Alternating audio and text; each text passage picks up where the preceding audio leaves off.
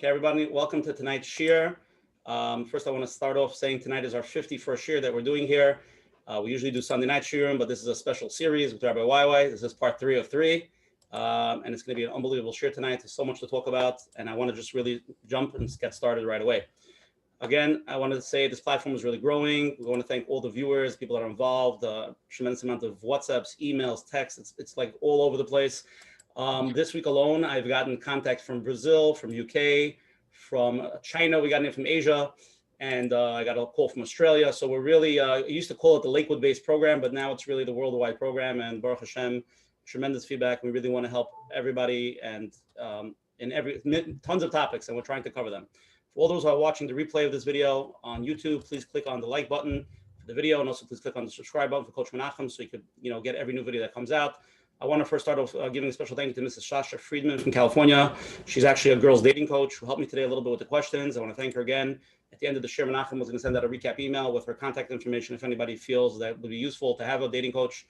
It could be very helpful. I want to start off again also thanking all of our advertising sponsors who promote us all over the digital world. First, we'll start with the Lakewood Scoop, who always promotes us from our home base in Lakewood, New Jersey. Special thank you to Rabbi YY from Chazak. Thank you always for promoting us. Special thank you to Mrs. Mika Sofer from COL Live for putting us on the website. And a special thank you to Chayla Kaufman and Shmuel Summer from JCN for always promoting us across all the digital platforms. Again, for anybody who's the first time here, we have a shir every Sunday night at 10 o'clock. And it's the same Zoom ID. We speak about different topics. And please spread the word. You're saying about Chaim with swimming. You were telling me that you're not sure. 1 second. Okay. Okay. Again, next Sunday on 4/25, this upcoming Sunday, we're going to have one of the big Gedolim, Shalom Kamenetsky. He's going to be coming on the shir. We're discussing. You got to mute. You got to mute everybody. I got it. You want to watch it? I got it. Hold on 1 second. There's just so many people. Sometimes it gets a little bit blocked up.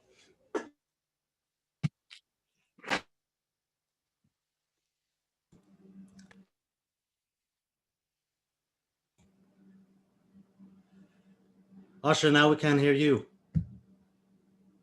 Now I'm good. Again, so this upcoming Sunday, 4/25, we're going to have Shalom Kamenetsky, one of the Rosh Yeshivas Philadelphia. We're discussing how to bring our marriages to the next level. So I'm going to share everybody here tonight who's discussing dating. For anybody who knows people are married, it's going to be a tremendous share. Please come and join us at 10 o'clock. Again, the Coach Menachem Show is collaborating with OK Clarity to bring greater health and wellness to the Jewish community. OK Clarity is the online platform for mental health support in the Jewish community. Their online platform, you can find the best therapists, coaches, nutritionists, engage in forums, and stay inspired. Links will be found at the email at the end of the show. Menachem will send it out. Again, tonight we have the schus and the honor of having Rabbi YY Jacobson. Thank you so much for agreeing to coming on. This whole share started because Rabbi YY said this, the topic of dating was a big topic. This is actually part 3. The other parts are recorded. They're on Rabbi YY's YouTube channel, on his website, on Coach Menachem's website. The first part was for the parents, the dating point of view, how to deal with the children. The second part was for the Bachrim. And tonight, part 3 of 3 is for the girls and for the women to deal with that. So let's start first with an opening statement from Coach Menachem, and then I'll take it back. Thank you very much. I'm happy to see everybody on a Thursday night. Even though we're still on a high from Sunday, Baruch Hashem, the positive feedback that's coming in from what we had from 2 weeks ago, from last week, and Baruch Hashem, everybody, we really appreciate whatever feedback it is. And tonight, Baruch Hashem, we're up to part 3 of the 3-part series for the girls. And I see there's a lot of, there are some men shadchanim that came on tonight that maybe are going to pick up some some more information so they could help out to understand the perspective of the girls, and which is very important. You always have to put yourself in the other side's shoe to understand what they want. And tonight we're going to hear a lot. What do I want? What do they want? So we can figure things out. But I just want to mention the feedback that we got about this program, that people can send their questions, and many times they don't have where to ask their questions. And over here you could send it in anonymously, and it gets discussed. Like a lot of topics we put on the table, and not everybody knows where to go and who to ask, which is good, Baruch Hashem.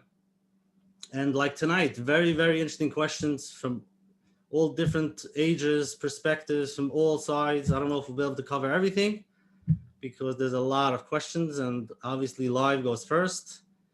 But the basic questions, from how do I know what I want? How do I know what he wants? And how do I know if I'm getting what I want? And then on, how do I know what love means? What is falling in love? Should I look for it? And then it goes to, in seminary, they teach me to be happy with what I have and not to look for anything, not for too much money. And then we start Shidduchim. What does he want? A few years. Asach Geld. So what do we do? So Rabbi Jacobson, we Baruch Hashem have this chus to have you tonight to Thank you. put the things on the table, and hopefully people will be able to get insights. And the most important thing is, once the discussion is started, they can continue it with their mashpiyim, madrichim, with the dating coaches, wherever it is. So at least the topics. And should be a lot of atzlochim. It's Hashem. Amen. Amen. Beautiful opening. Again, let's start. Tonight's show was sponsored by Klein's Ice Cream. Ari Klein's a big fan of Rabbi YY Jacobson on the platform. And as we always say, we love Klein's Ice Cream, right? Bottom line, Rabbi YY, the best ice cream, Klein's Ice Cream. The best. That's why I'm so slim. Right. You do this the skinny cow version. Okay, then let's just put that some things that describe. I had a conversation there with Rabbi YY. Tonight we're going to be discussing many topics in the dating forum. It's again, we're talking from the woman's point of view, the young woman that's dating, all the questions that come up. We're trying to cover ground. This is meant to be interactive. People could ask, so let's listen to that. We got a tremendous amount of questions, a little bit in a different category, from divorcees, remarriage, where things are much more complicated, and it's much more. There's much more levels to understand in that level. So I discussed that with Rabbi YY, how to deal with that. So he Baruch Hashem agreed to come on May 23rd on that Sunday night. And the topic is going to be life after divorce, the whole parsha of divorce and the remarriage and the blending. So a lot of the questions that came in there, we actually saved it, and we're going to get to that, and that's going to be a very big share. So let's try to focus tonight just on young woman dating. Even if somebody's remarried, we could talk the dating, but just focusing on the dating, not all the complications that get into that. It's such a detailed, sensitive topics that we want to really give it the time that's needed. So I wanted to just clear that before we even get started. And also, I just want to say a lot of people are texting because I said the countries. I got texts from Argentina, Mexico. Rabbi YY, you're worldwide now. I'm just letting you know. So let's start off with the opening with Rabbi YY. Please open it up. Thank you so much. Thank you, my dear friends, Reb Usher, partners. Thank you, my dear friend, Coach Menachem. And I really thank the hundreds and hundreds of people who are with us. I see we have, so many people, Baruch Hashem, our dear friends from the whole world. I want to welcome all of the young women who are here with us this evening, whoever else is here with us this evening. And I think, Usher, this is my 5th time on your show, right? You already don't like what I'm saying? I was muted? Okay, just give me a thumbs up. You could see in here.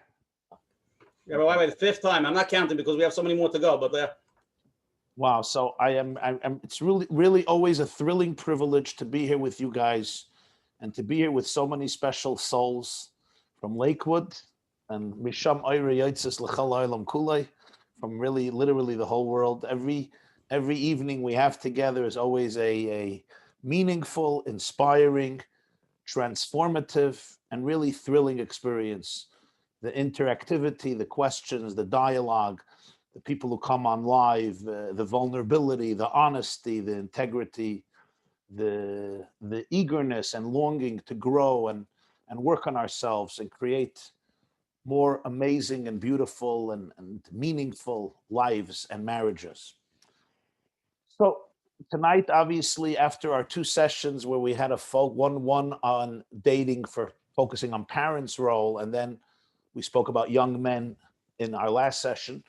Today, this was before Pesach. Today, finally, we deal with the Akeres Habayis, the future foundations of our homes, Beisezu Ishtay, the young women. So, just as an intro to our conversation, let me remind you a few things that may be obvious, but it's always good to remind ourselves. And that is, what's the first thing that the Torah describes as not being good? What's not good? The Torah speaks about a lot of things that are not good and that are good. What's the first thing? Throughout the whole creation, it says Hashem saw everything and it was good, toiv, and then toiv ma'od. But then there comes the first loy toiv. And the first thing that the Torah says is loy toiv heyos ha'adam levadai. It's not good for the Adam to be alone. And what's going to rescue Adam from being levadai, from being alone? His spouse. Eseloi ezer kenegdai. I'm going to create a help for Adam against him. And the Netziv says, the Netziv of Volozhin, Rabbi Naftali Tzvi Yehuda Berlin, the great Rosh Hashiva and Rav of Volozhin, he says, is she a help or is she against him? Is she an Ezer or is she a Kenegdei? Rashi also asks the question. It's a big question of the Chazal. And his answer that the Netziv gives is that sometimes we become the greatest help to other people when we are Kenegdei, when we are against them, not in the sense of fighting, but in the sense of expanding their horizons, of allowing them to learn about another life, another person, another perspective. Because the purpose of marriage is not to obliterate the individuality of the people. It's Ezer Kenegdai. I am helped most, you are most helped through a relationship with otherness, through somebody who is not me, somebody who every day I create space for this person, every moment, every hour. And together we learn to love each other and to grow together. I once saw a t-shirt. I'm very easy to get along with once you learn to worship me. But that's not the Jewish definition of marriage. It's to take us out of levadai, of that space of aloneness. The real challenge is sometimes people feel they get married and they're even more alone. A woman once said, before I was married, I was incomplete. Now I'm married and I'm finished. So the big question is, what should be our mindset during dating? How do I know if he's the right one, he's the wrong one? What are the red flags? How do I know if I'm ready, if I'm not ready? What is love? These are fundamental questions. And I want you to feel free to bring up whatever you would like. If you want to come on live, that's great, or chat or whatever. But I would just like to say at the onset a few questions that are worthwhile for you to be able to answer after a significant time of dating, before you decide to get engaged and get married. Here are 11 questions that I would like you to reflect about. If you need to take notes, take notes. If not, you could re-watch it. And if you have a good memory, you'll remember it. Most of these questions, my sister-in-law sent me. She read a wonderful book, she told me, by Chana Levitan from Israel, titled, I Only Want to Get Married Once. So most of the questions come from there. I added also. Question number one, young women should ask, and I guess young men should also ask. Do we share the same basic goals and values or not? It's not judgment or not about judging you or him or her, but do you share basic goals and values? And I don't mean every detail, every nuance, but basic. Number two, are you relating to the person you're dating, or you created an image of them and you're relating to the image, not to the real person? We sometimes imagine a person who we would like them to be, but it's not who they are. It's like a statue in our mind, and that's what we relate to. But you're actually relating to the real person. Number three, can you admit that he has flaws? And can you identify what they are? Are you also honest about your own flaws and your own shortcomings and your own challenges? Next question. Does your relationship have healthy boundaries? Are you obsessed with each other? Are you choking each other? Do you have boundaries, not just physical boundaries, also very important, of course, emotional boundaries? There is you and there is he. Next question. What do people who are close to you think about him? What is their opinion about him? Next question. Do you respect him? Is there mutual respect? Does he respect you? Next question. Can you be open and honest with him? Do you trust him? Another question. How is your communication? How well do you get along? Another one. Does this person bring out the best in you? Does your life become more meaningful, more inspired, more empowered, more invigorated, more geschmack, more fun, more excited in his presence? Next question. Is he flexible? Does he know how to compromise? How big or small is his ego? Does he like himself or does he hate himself? Is he kind? Is he a mensch? Important. Last question. If he never changes, never, do you still want to get married to him? Now, I'm not telling you what your answers to these questions should be, but these are some questions that you should consider because I think they can give us at least a general perspective about a lot of things that really matter in life. Thank you for listening.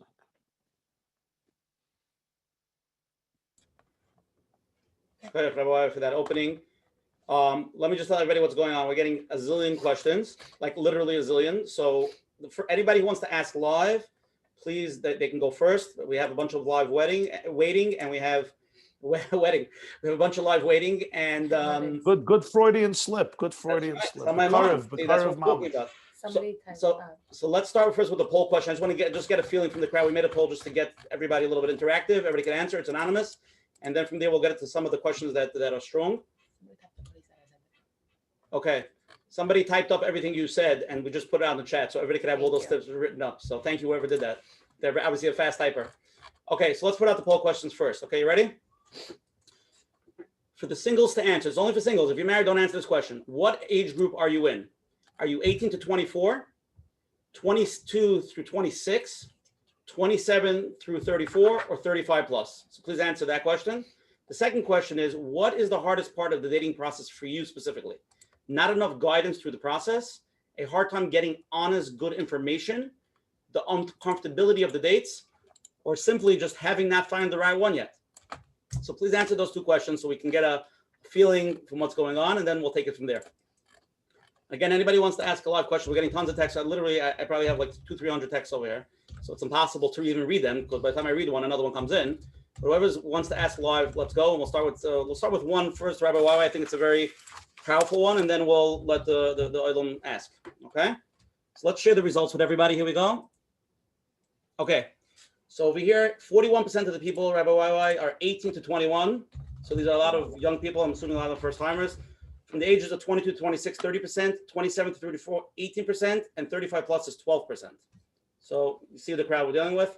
Number two, what is the hardest part of the dating process for you? 18% of the people said not enough guidance through the process. 13% are having a hard time getting good, honest information. 11%, the uncomfortability of dates.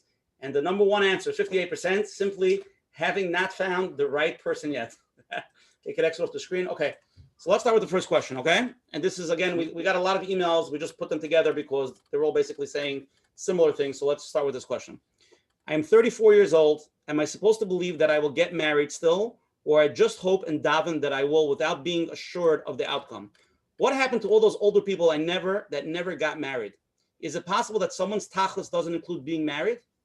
Isn't it a human need and desire to be married? So how can you live being denied such a need if that's the tachlis habriya? Rabbi YY. Wow. This is what you call straight into the thicket of things. So, first of all, I want to thank you for being with us and for sharing candidly with us. And truth be told, I don't think from our experience in history, from everything we know about life, and our sages teach us, do not give up hope. How every person's journey plays itself out, I don't know. And we certainly don't understand the reasons. You can have a younger sister. Her first date, she was 20 years old, and she found the right person. You know, sometimes we can rationalize it this way and that way, but ultimately, at the end of the day, the journeys of people's lives are so mysterious and inexplicable. And we all have to be humble and reverent in the presence of ourselves, in the presence of others who go through these journeys. We don't know always the purpose of one's life, how it plays itself out, what God's calculations are, why people have to go through things, why is it so difficult for some people to find their soulmate, and so many other questions that you and I have in life. But what I do say is, the best attitude in life is always never to despair and to feel that we're victims of our circumstances. To always try to be proactive.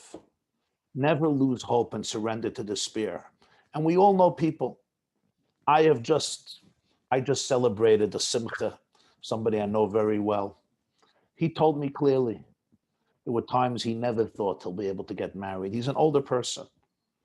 His bride, his wife, told me the same thing. This is a little while ago. She never thought. They dated so many people, both very interesting people, and they just didn't meet the right person. But you know what? The miracle happened. The Gemara says, "Kashim zivugim k'kriyas yamsuf." Marriages are like splitting of the sea. Why do they say that? The point is that any marriage, even the simplest marriage that happens in such a smooth fashion, is also a miracle. For two souls to come together from 7 billion people, for two souls to come together and be able to create an amazing marriage, it's a ness. God could split a big sea, he could split a small sea. So I would not surrender to despair. So you say, why did it take so many years? How is it going to play out? Why is it happening this way? I really don't have the answer. Our job is to be here for each other, to be empathetic, not to be judgmental.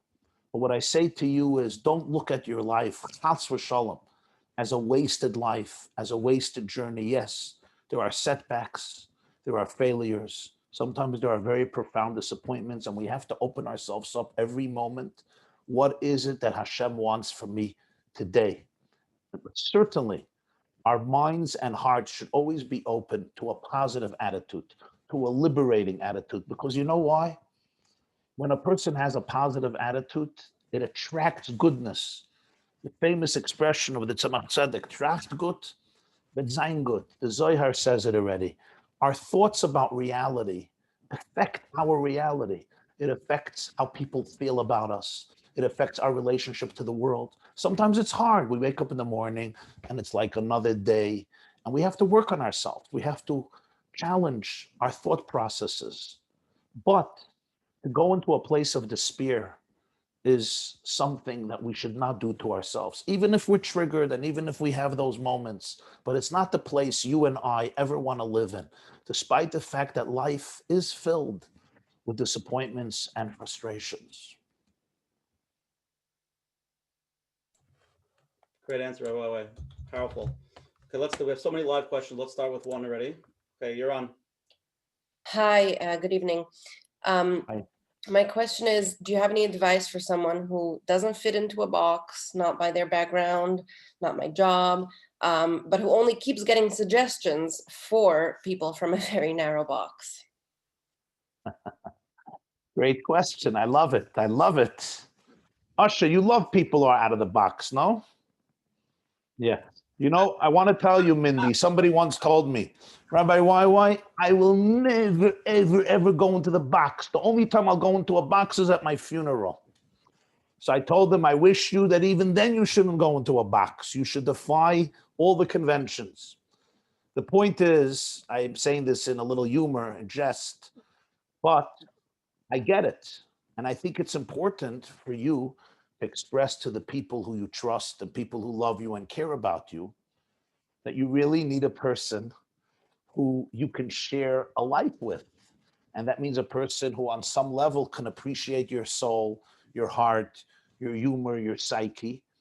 I think it's important for you maybe to communicate to the people who are helping you, who are assisting you, you know, what you're searching for. Is there open communication between you and them? Do they understand you a little bit? If they completely don't understand you, then we have another problem. But if there are people around you, confidants, you know, whether it's parents, uncles, aunts, siblings, good friends, rabbis, rebbitzins who are helping you, you should really communicate to them, you know, what is it, you know, what style, what type of person you're searching for. And let's open up the opportunities. Let's go out of the box. in realizing that there are a lot of types of people in this world. As you know, God, Hashem blessed the Jewish people with so much diversity. There's so many different types of people. And I'm sure there's one extraordinary, out of the box person for you. But I think it's very important for you to communicate this and get assistance of people who can offer names, who can introduce you, who could bring things to the table, etc. I just have a question. They say opposite attracts. Is it something that would come up over here also? That she would meet somebody in the Maybe, box? perhaps. You know, out of the box is also a little bit of an ambiguous term. What does out of the box exactly mean? Of course, if we have a definition for it, it's not out of the box anymore. But you probably mean, so you weren't specific, Mindy, so I don't know. I'm doing some speculation, which is really not fair. But the point is as follows. To really be out of the box also means not to reject sometimes something, that may look like it's in the box, but really it's not so much in the box. In other words, being out of the box also means that I'm out of the box from needing to always be out of the box. Okay, amazing, Rabbi. We have, let's go to the next live one. Let's see if she's on. Let's wait one sec. Hi, you're on. Hi, my question is how to deal with close friends getting married and having children and feeling stuck in shidduchim, like while feeling stuck in shidduchim. Thank you. Yeah. That's a very, very important question. Friends are getting married, walking around with carriages, right? Always talking about the new type of carriage when you go out for coffee, and you feel stuck. It is so, so important. These two words, self-acceptance. It's so important for you to be able to understand, and it's true for each of us in our own lives. And that is, we want relationships, we want friends. It's important to have friends. You know, social life is critical. I said before, lo tova yos adam levade. But it's important for you to be true to yourself and to really be comfortable in your own skin. And that means also to have a certain element of acceptance where you are in life. I could look at somebody else, learn from them. Sometimes I'll be triggered with jealousy, but I don't want to live in that space because I can't live somebody else's life. What do they say? God created us all as originals, but many of us die as copies. Don't live somebody else's life because that person's life was taken. I want to learn from people. I want to be inspired from people. Sometimes I get jealous from people, but it's not the space where we want to live. The mental space where you want to live is remembering what the Mishnah says in Sanhedrin 38. Chayav adam loymar b'shvili nivra ha'olam. Person is obligated to say the world was created for me. Now, at the surface, it sounds like an arrogant statement. The world was created for me. So I say the world was created for me. Usher thinks the world was created for him. Coach Menachem thinks the world was created for him. And my mother-in-law thinks the world was created for her. And everybody thinks, what type of world is this going to be? But the truth is, it's saying something very powerful and very humbling. And that is, there's something about my life that is unique. There's something about your life that is unique, that the whole world was created for that unique contribution that you give to reality that nobody before you and nobody after you will ever be able to give. And everything is at stake because of your indispensable role that Hashem put you here in this world for. And when I can understand this, then I can really make room for where I am in life with compassion, with rachamim. I want to challenge myself, but you have to have compassion for where you are. And those boundaries are important. If you have, sometimes people have friends, maybe inadvertently. You know, I know a woman suffering from infertility. And she told me that her friends ask her out for lunch. And every time she went, all they talk about is the children and the babies and the carriages and the new babies. But she can't have children. So it's hard for me to understand, what are the friends thinking? I mean, they know about the situation. And I'm sure they don't mean bad. They get into the conversation. And I told her that you could respect them, but you have to have boundaries. If you're coming home every time when you go out with them and you're crying for 2 hours, either you're close enough to them to explain this to them. And if you're not close enough to them to explain this to them, you have to have certain boundaries. I think it's important for each of us in our own stages of life to be able to remember how valuable relationships are, but also to remember that we have to protect our boundaries, our integrity, and really become comfortable where we are in the world. Okay, Rabbi YY, we have some more live, but I want to cover some questions over here. I'll do this question. I see it's actually from a younger person. Okay. I see people that get married and become less happy people. One of my friends used to be very happy, and then she got married to a very judgmental man. Now she's constantly comparing herself to others and has a sad look on her face. Did she make a mistake with who she married? How can I know the person I will marry will not bring out the negativity in me like it did to my friend? I'm in shidduchim and have been dating now for a while. I've had a hard time connecting on a deeper level with the boys that I have dated. They seem to be very logical on the surface, but missing the emotional part. What do I do if I feel I cannot connect with them?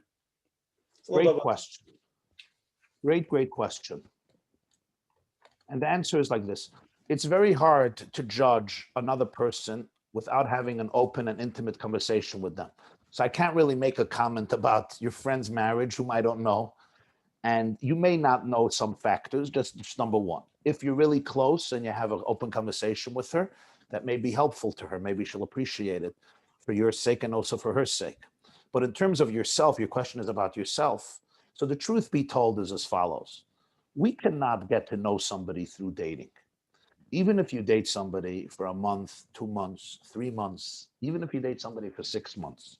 You know, in the secular world, people date for years and then they get divorced. In some places, there's 50% divorce rate. But they dated for 6 years. I don't understand. The answer is that dating and marriage are two completely different worlds. Completely. But even if we date for a long time, we know a lot about each other. Ultimately, living with somebody as a married couple is a new reality. And life changes us. You know, there is changes in the body and changes in life, and there's family that grows, and there's challenges that come up, and there's loss, and there's illness, and there's psychological changes. There's so many things that happen that really it's impossible to predict all of this during dating. But during dating, you want to be able to know certain things that will be very, very helpful. That's why I did this list of questions, because you want to know at least that you're going into a marriage with somebody with whom you'll be able to have a disagreement. Somebody who will hold your hand through thick and thin. Somebody who may not be perfect, but they'll be accountable. These things you could know during the date. I may not know everything about the guy during the dates, but I could know enough that he is the guy I want to experiment with. He is the guy I want to go on the journey with. Marriage is a hike. And trust me, it's a long hike, Be'ezer Hashem, and it's a winding hike, and it's an interesting hike. But you know what? You want to make sure that he's the guy you want to go on the hike with. He is the guy you want to go for a journey of exploration and adventure and discovery. He's the guy you want to be with on the roller coaster. Hopefully the roller coaster is always going up higher and higher and higher. That's what you want to know. And that's why it's important. Don't ignore things during the date. Sometimes people minimize things. If it's bothering you, talk about it. Bring it up. Yeah, it's important to have people you trust with whom you could bring up things, because there's red flags. Yes, you could know enough to make sure, Be'ezer Hashem, at least in most situations, of course, there are exceptions, that the person will bring out the best in you, that the person was not a judgmental person, that the person is a flexible person, that the person will help you celebrate life rather than the other way, chas v'shalom. So these are things we have to be conscientious of, and we often need the assistance of confidants, friends, therapists, parents, other people we trust to help us through, to help us navigate this process. Don't rely only on yourself. You have to rely on yourself because you're the one making the choice. But it's so important to get feedback from people who care for you and know you. Okay, here's another question. What if I'm on the quiet side, especially around new people? I don't talk much in general, especially with people I don't know. How do I navigate the first few dates? Great question. Great question.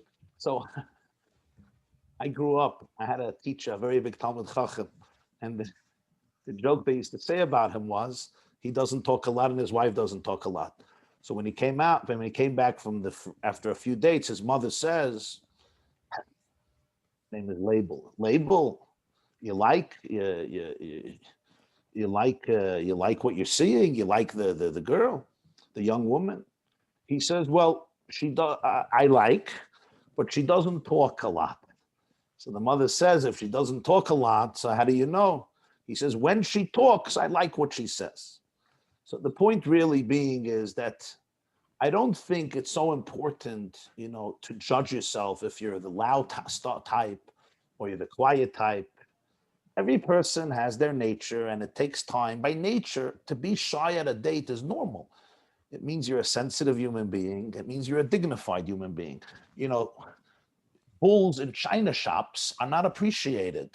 You're going out on a first date, it's good to be nervous. It means you're normal. The fact that you're feeling this is a new person, it's serious, respect that about yourself. The important thing is not how loud or quiet. The important thing is that there is good and honest communication. In other words, you're giving him feedback to his words. He's giving you feedback to your words. You're asking questions that are important for you, and you're communicating in a way that is authentic. Don't ask yourself, am I loud? Am I quiet? You're not here to impress. You're not going to change your nature every time you meet him. That's not the point of marriage. I'm sure there are unbelievably wonderful qualities about you. You have to believe in them. And when you want to share something, you'll share something. Let's face it, some young women are very, talkative and communicative, and they have a lot to say. And some people are very quiet. If I could tell you a little personal story, on my third date, I told my wife that I once heard that there was a bocher in yeshiva, and he didn't know how to date. How do you speak to a girl? So he asked the Rosh Yeshiva. Rosh Yeshiva said, the first date, you talk about food. The second date, you talk about family. And the third date, you talk about philosophy. Okay. So the first date, he was quiet. You don't talk to a girl. A bocher is a yeshiva bocher. After 2 hours, he says, do you like spaghetti? But he said, no. The date was over. This is the joke I'm telling my wife. She wasn't my wife yet. We were dating. The second date, Rosh Yeshiva said family. So he's 2 hours, he's quiet. After 2 hours, he says, you have a brother? She said, no. Okay, the date was over. The third date, you have to talk philosophy. So after 2 hours of silence, he says, if you would have had a brother, you think he would have liked spaghetti? And the date was over. So now my wife turns to me and says, you forgot the end of the story. I said, what's the end of the story? The end of the story is they got married. So we also got married. The point being, of course, is don't judge yourself how quiet or loud you are. The most important thing is that you should feel that you could be real with this person and he's being real with you, and you'll say what you want to say and have to say, and you want him ultimately to appreciate who you are as a person. You're not going to create a substitute personality during the dates. Okay, amazing. Let's go to another live question over here. Okay.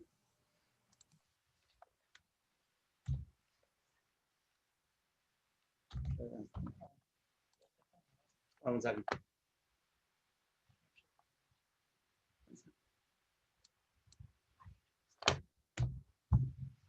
This is what a quiet date looks like. Right. This is exactly what it looks. Let's practice. Let's practice. Don't get awkward. We're talking now on the dates. Let's go with this question. I noticed some red flag behaviors throughout the last few dates. We like each other and it's going well. I can even see myself marrying him. How much do I need to pay attention to those small things that keep on coming up? Small red flags. I would pay, it's a great question. So, of course, there's no one rule. I personally would advise my daughter to pay attention to small red flags and continue seeing how they develop. Not because they're necessarily big, maybe they're not very significant, but give yourself the time, because you don't want to regret these things. Sometimes people have told me, we dated. I asked somebody got divorced recently, and it was very, very difficult. And I said to her, I know her very well. I said, you're such an intelligent person. Didn't you see all this? She said, I saw everything. So I said, so what happened? She said, but there were so many good qualities. I said, you can't be picky. But I said, but these are serious red flags. Yeah, but in the context of all the virtues, he was a learner and he was frum and he was this. I ignored it. So what I'm saying to you is don't ignore small red flags. Talk them over with people. Get feedback. Maybe we need some more research. Maybe you need some more time together. Maybe you have to ask him more questions. Maybe you have to see him in different settings. Take it easy, but be confident that these small red flags will not one day develop into larger obstacles. Okay, let's go to a live question. You're on now. Thank you. Okay, my question is, if a name comes up that doesn't talk to me, how do I know whether it's appropriate to say yes or no to just go out just to make sure? It's a As great in, question. I don't want to waste everyone's time, but I don't want the feedback of, oh, you're being too picky, you're not giving him a chance. Right. I d- Right.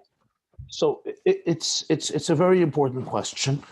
And I think, I don't know that there's one answer for every situation, but I think a general logical approach would be that if you really feel there's no potential here, based on some objective data and research, then you're right. You shouldn't be wasting people's times. But very often, let's face it, we hear a name and we decide that this person is not for me. But based on what? Sometimes it's based on a hunch that may be an instinct that is very, very deep. Like you may have read, the book Blink, how some of the most important decisions in history are made that instinctive moment, not based on long rational analysis, but just that epiphany, the aha moment. So maybe that's happening, but very often, sometimes a family name just triggers us, or maybe something external is causing me this feeling that I don't want to go out, but it's not really based on anything. So I think it's important to ask ourselves, why am I against it? What do I already know about this person? I didn't meet him. People are saying wonderful things. Maybe it is going to work. So if, however, you really feel that there's a real substantial reason that you're going to be wasting his time and your time, then I don't think it's called being picky. Then I think it's being rational and actually considerate of him and of yourself. So I wouldn't call it picky. So I think depends what the motivation is. If I'm always saying no just because every little thing that I think is not good right away makes me say no, then you're right. It may be it's a little disrespectful, like, what do you want? But if there's a real reason for whatever that real reason may be, then I don't see it as being picky.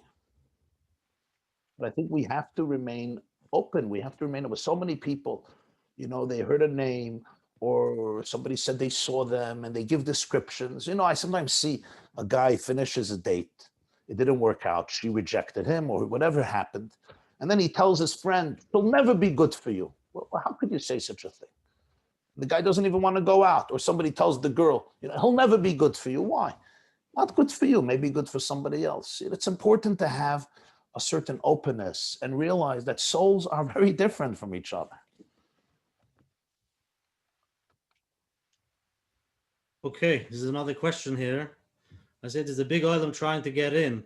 I would tell everybody who's trying to get in, they can't hear me probably, but not to give up because there's always space for 2, 3 more. I'm 20 years old, but I'm very hesitant. Usher told me yesterday that he thinks we're going to have 500 people. I see we have 1,000 people. We have more. People can't get in anymore. The other 500 at the bottom. Okay, no, go. 20-year-old, but I'm very hesitant to start dating. So maybe we should let them in. I feel not ready. How can a person differentiate between cold feet, nervousness, and not ready? And what exactly does it take to be ready?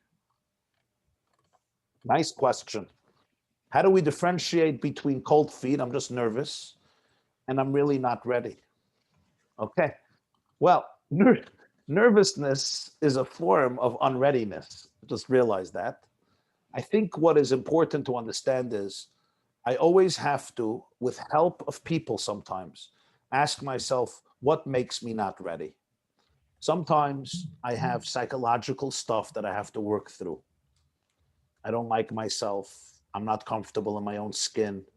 I'm not ready for a relationship with somebody else. Because remember, sometimes people think I'm going to get married Prince Charming, and all my problems are going to be solved. So here's the news, good news and the bad news. Whatever I dealt with before, I'm going to be dealing with after. It's not like marriage obliterates every single challenge, every single problem. You cannot expect from your husband or from your wife to solve all of your own issues with yourself. I have to be comfortable with me. There has to be a certain level of self-love and self-acceptance, like Rabbi Twersky, Rabbi Dr. Avram Yeshua Heschel Twersky, Zechron Levracha, used to say. It says in this week's parsha, "V'ahavta l'reacha kamoicha." You should love your friend like yourself. He says, where does it say in Torah that you should love yourself? It doesn't say anywhere. There's no mitzvah. So he says, obviously, the Torah is saying that that's a foundation. If you want to love the other person, it's like you love yourself. But the Torah takes it as a foundational truth that you love yourself, not in a narcissistic way, in a very deep way, as a soul, as a chelik elikam imal, as the manifestation of Hashem in this world. So it's very important to reach a certain level of self-acceptance, of comfort with yourself. Somebody was telling me about their dates. They said, I was dating and trying to feel liked. I wanted to feel liked by the date. And that's what was my dating. And then I realized I'm not dating to feel liked. I'm dating to figure out if I like him, if I love him, not if I'm likable. You got to be likable before you date. Because when I'm comfortable with myself, people are attracted to me. When I am comfortable in my own skin, people want to have a relationship with me. When I'm insecure and I'm self-conscious and I need you to validate me, then they can't really have a relationship with me because I'm looking for you to validate me. So my whole me is based on you. Like the Kotzker Rebbe said, ich bin nicht, weil du bist du, und du bist du, weil ich bin nicht ich, und du bist nicht du. Ich bin nicht, weil ich bin ich, und du bist du, weil du bist du, bin ich, und du bist du. Can they put that on the chat? Just summarized many marriages. Kotzker Rebbe said it's a brilliant one line. There's maybe 3 books of psychology about it. You could write 3 books about it. If I am I because you are you, and you are you because I am I, then I am not I, and you are not you.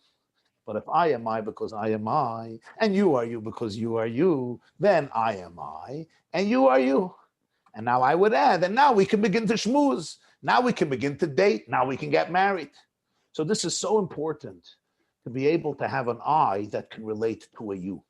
So it's important for you to look in the mirror. You may need help from people. You may need help from a professional.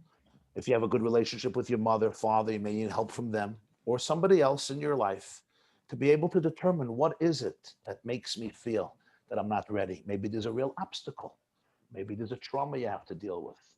Maybe boys or young men trigger you. Whatever it is, you have to respect it. And that's part of your mission. If it's just regular nervousness in the sense that I'm shy, I'm scared, it's a new stage in my life, thank God. Baruch Hashem. I'm glad you're nervous. That nervous is a healthy nervousness. Yes, it's a new stage in life. It's opening yourself to new opportunities. And it's a fascinating journey, but it's an intense journey. Rabbi Jacobson, we have a bunch of live. We're going to try to knock this bunch of live now live because this is a line. So I want to say, remember, live people. We love live people. The whole shir is about being live. Live, you got to be alive. Or they say a famous difference between men and women in marriage. They say a man, when he dates somebody, he says, this is the woman I want to marry. She's skinny, she's calm, she's relaxed. Everything's perfect. I want it to stay just like that for the rest of her life. The woman says, it's a very nice guy. I like him a lot. Menachem, I think I can have something to work with. I can make him into a keli. Okay, live question. You're on. Rabbi Archer, you got to finish the end of it. Okay, you finish it. The end. Okay. A lot of men marry women hoping that they will never change. Women marry men hoping that they will change. The problem is the women are always changing and the men are never changing. Okay, live question. You're on. Hi. Okay, my question is that if I'm not holding at the best place hashkafically, should I put shidduchim on hold? I don't want to marry lower, so why should my husband? Great question. You say hashkafically, you're feeling that you're experiencing a downer. Okay, but let me compliment you. The fact that you're calling it a downer means that you actually know what your real standards are, what your real values are. So that means that you're in a pretty honest place because all of us go through changes in life. Most people, they have ups and they have downs. The question is, what are your real innate values? What are you ready to fight for? It seems to me, I don't know you, so forgive me if I'm correct. When you say you're having hashkafic challenges, I'm not sure it means that you really decided that you don't want this lifestyle, but rather you're going through maybe a journey. You have to figure some stuff out. So I would say that it depends how profound these challenges are. Now, if these challenges are really shaking up your very foundations, which it doesn't sound like but if it's really happening, then it's important for you to figure that out before you start dating, because you want to be able to date somebody who's going to share some basic goals and values. If it's more of a temporary situation, you're having some difficult days, maybe something happened. So you don't necessarily have to take it so seriously. So it really depends what type of downer you're experiencing. Is it part of the downer that is essential to life? We live on a roller coaster. Vayi erev, vayi voiker. There's darkness and there's light. Or it's a downer that's really more fundamental, and you're doubting, some fundamental things about your future in terms of hashkafa. Okay, Rabbi, I just want to jump on this question before I go to another live.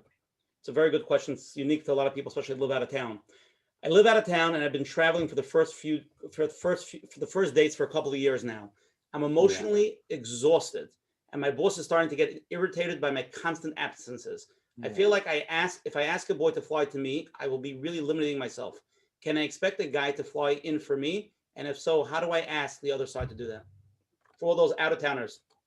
It's a great question. It's a great question for out-of-towners. And I think perhaps it's an old expression in Yiddish, the best ligan is the emes.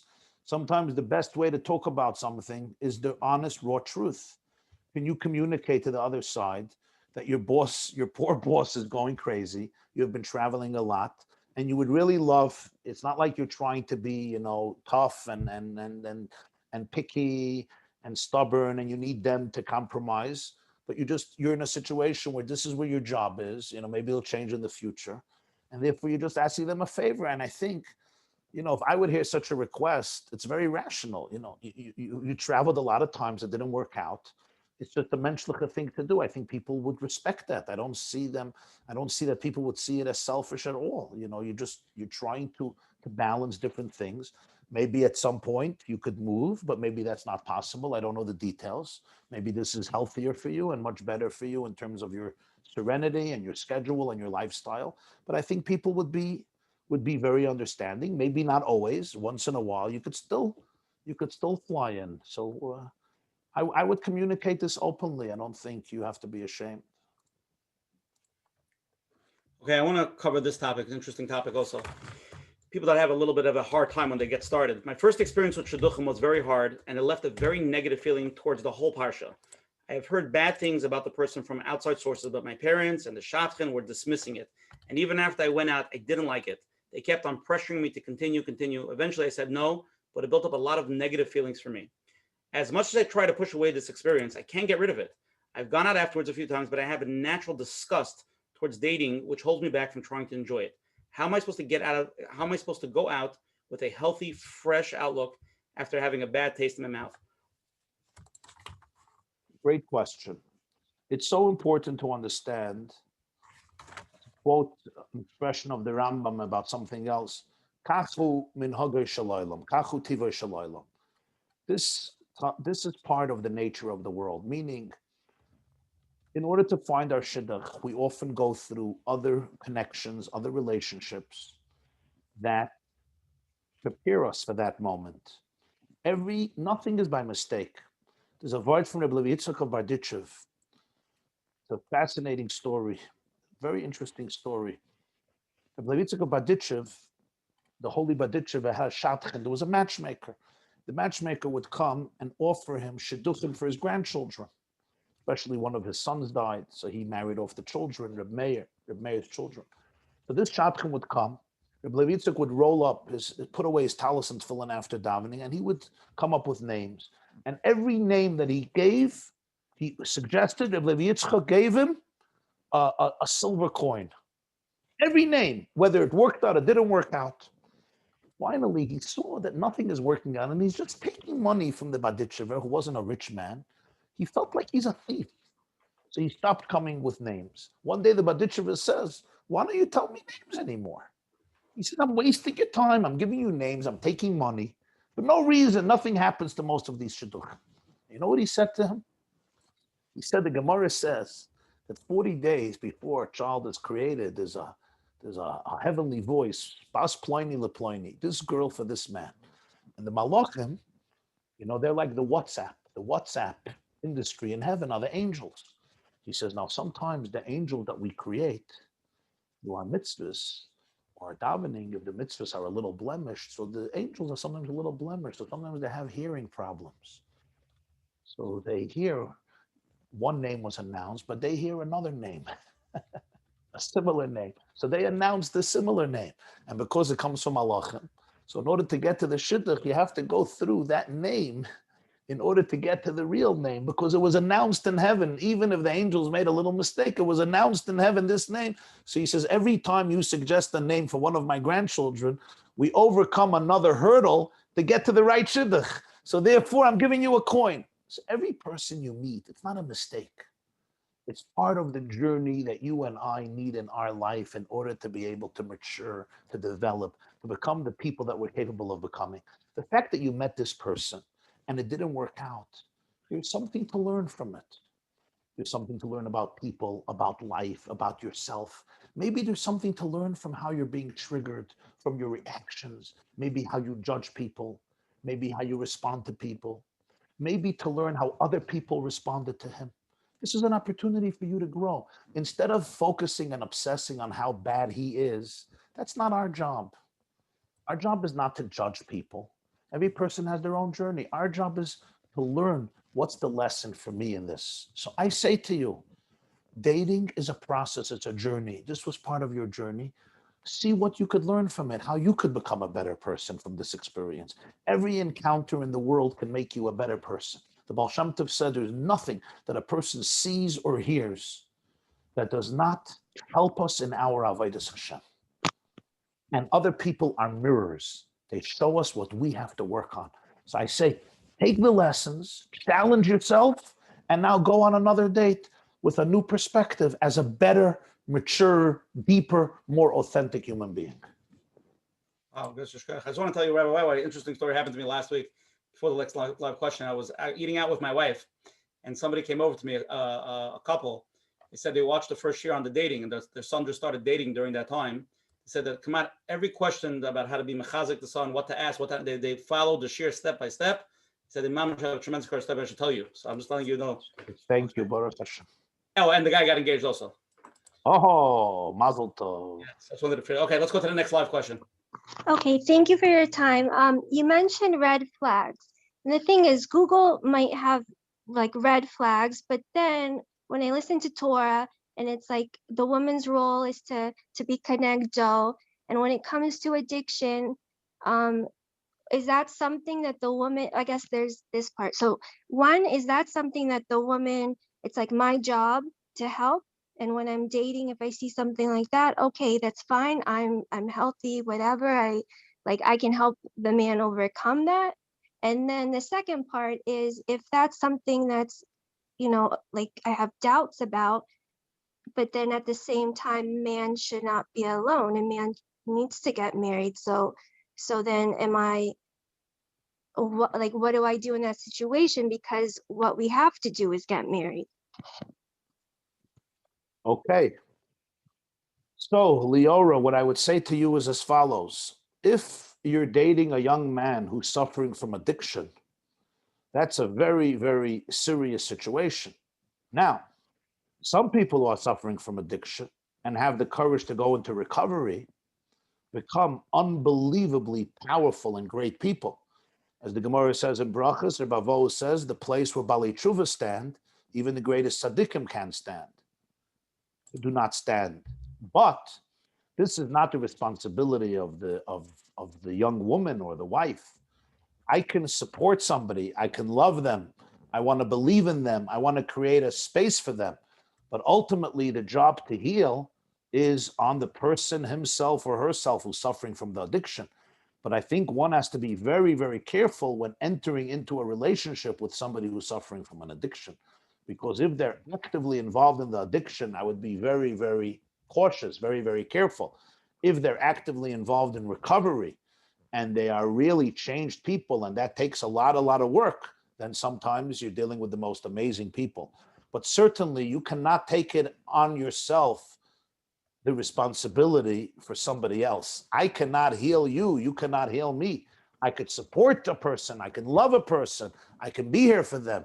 But ultimately, you have to confront your demons and your traumas and your insecurities. I mean you as in the person suffering from the addiction.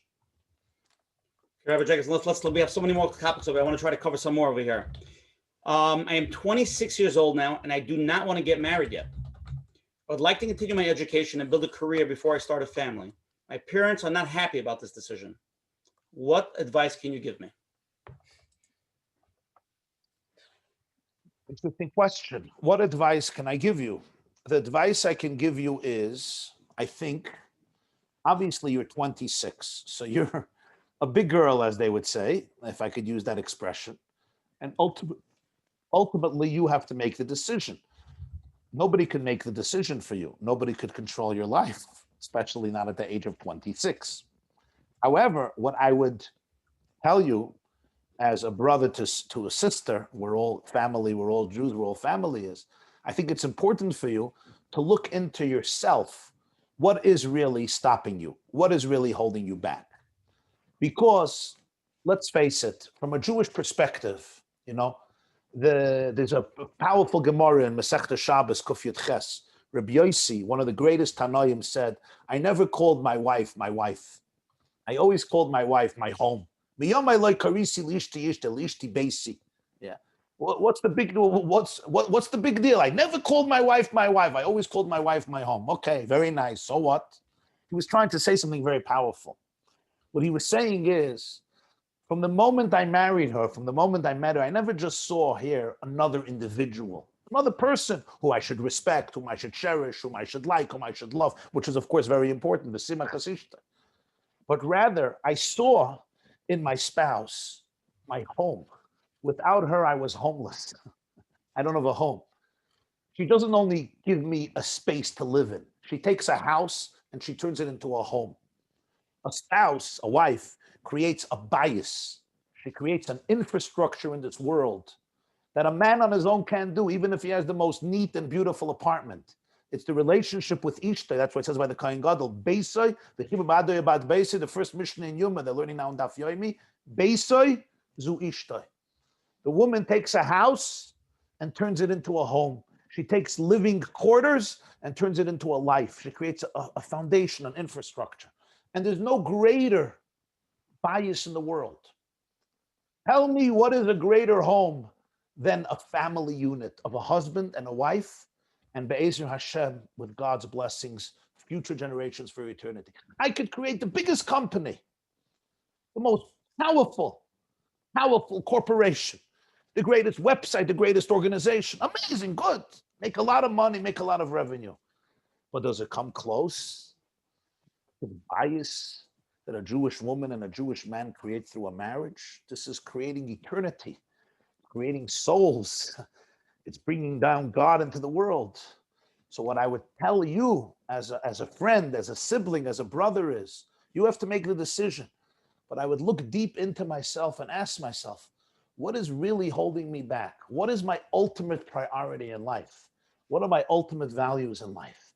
And ask yourself, when you're 95 years old, and you're going to look back at the decision to delay marriage another 5 years, another 10 years, whatever it is, are you going to be proud of that decision or not? Now, sometimes we look at things short term.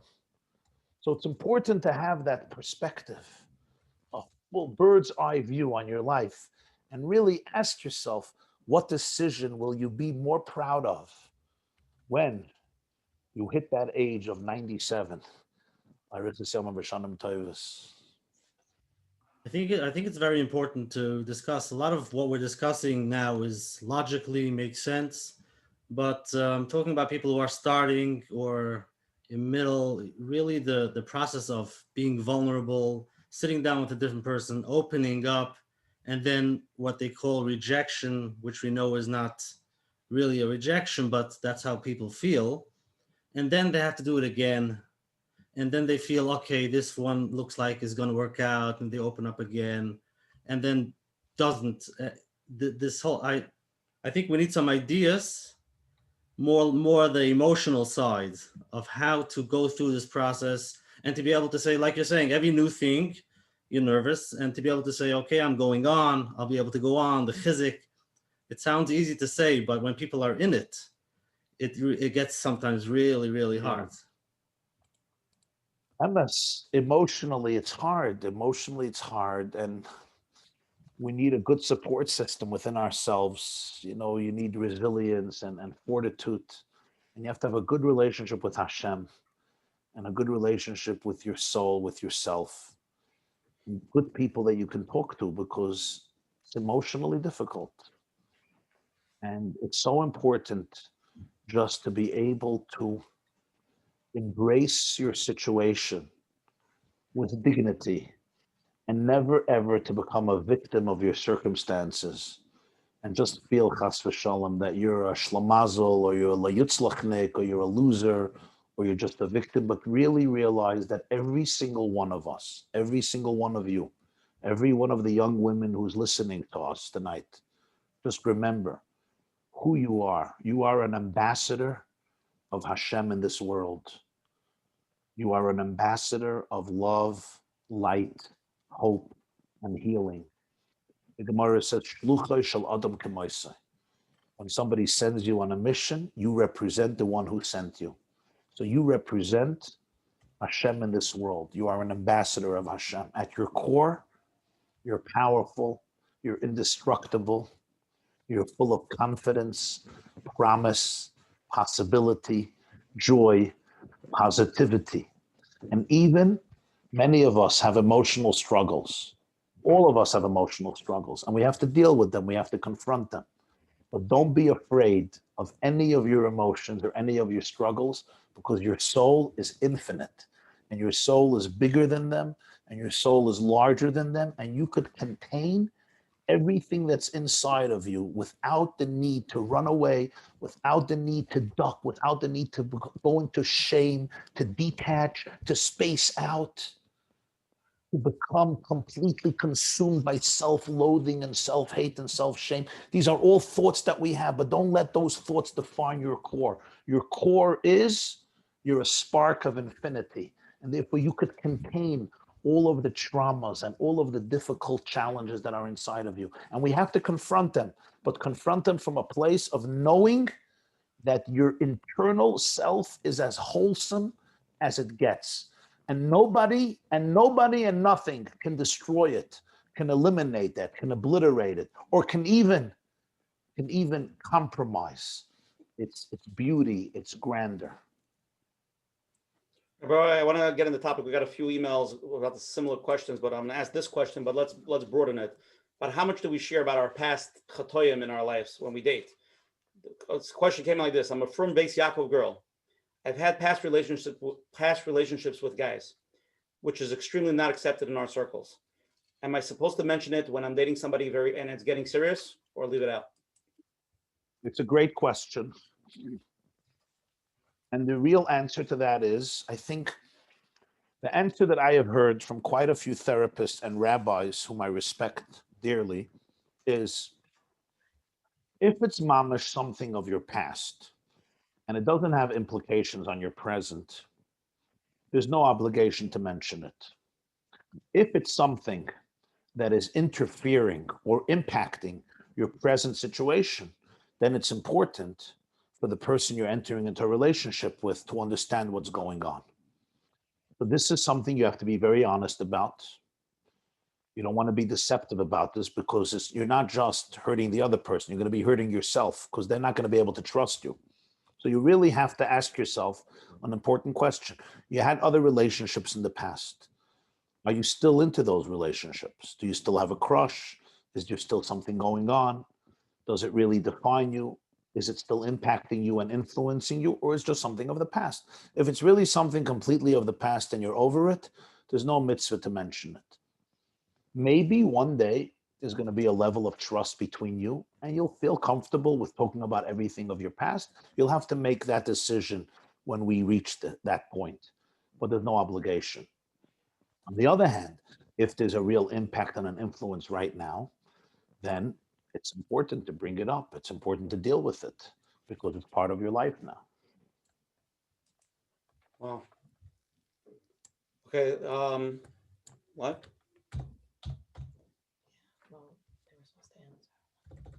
Hold on, we have a few lives. I want to see if they're ready. Which one's ready?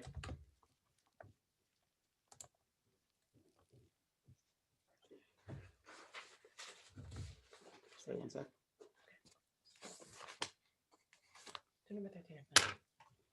Menachem.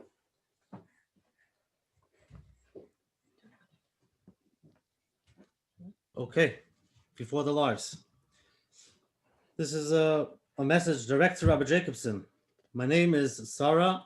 I'm a young girl entering Shidduchim soon. I have a medical condition, which I understand because of it, I will have to compromise with different things I would ideally want in a Shidduch. My question is, how much to compromise? Do I compromise on physical features only, height, weight, or basically what do I compromise? What do I give up? What are important, what not important? Where do I go with that? Wow. So first of all, Sarah, thank you for being here with us. And thank you for sharing. And I'm sorry, it must be so difficult, and Hashem should give you all the kayach and all the strength that you need now and in the future to be able to have, an amazing recovery in the best and smoothest and easiest way. In terms of your question, what I would say is it's a very personal question, and I think it's really about yourself.